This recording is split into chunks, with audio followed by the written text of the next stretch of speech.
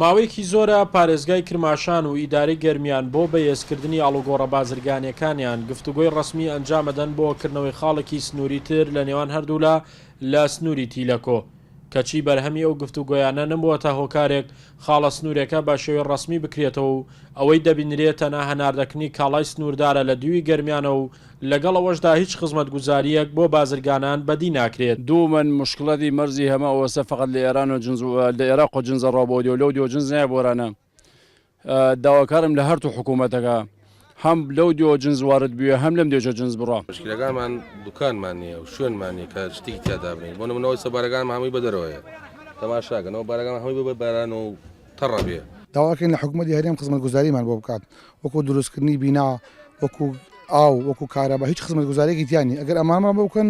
باشتر گەرمی بێمەرزەکە خەڵکی زیاتر سوودمەند ئەبێت. جێگری سەرپەرشتیاری ئیدارەی گەرمیان جەخت لەسەر ئەوە دەکاتەوە کردنەوەی خاڵی سنووری تیلەکۆ لە قۆناغی کۆتاییدایە و تیشی چاوەڕێی دووەڵامی لێپسراوانی پارێزگای کرماشانین.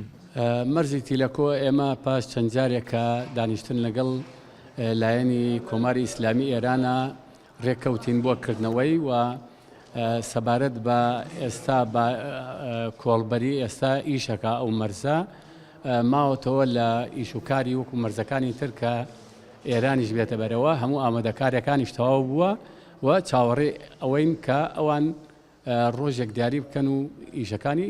تەواو بێ. خاڵی سنووری تیلەکۆ 75 کیلۆمەتر لە قەزای کەلارە و دوورە و باکردنەوەشی لە دوای پەروێزخان دەبێتە دووەمین خاڵی سنووری بازرگانی لە نێوان هەرێمی کوردستان و کۆماری ئیسلامی ئێران لە ئێستاشدا بە شێوەی ناڕەسمی زیاتر لە 100 بازرگانی گەرمیان و جوانڕۆ و سەرپێڵی زەهاو کاری تێدا دەکەن.